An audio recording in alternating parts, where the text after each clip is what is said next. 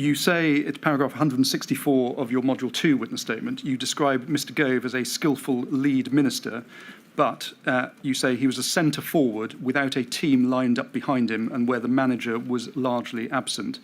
Perhaps for those less familiar with football, can you explain what you mean by that? Well, the absent manager was the Prime Minister, because he was never at these meetings or at the table.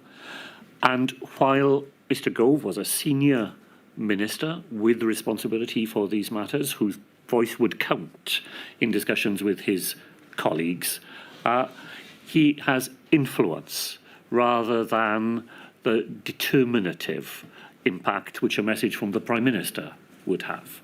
A message from the Prime Minister to a cabinet minister says, I would like this to happen, is in effect an instruction.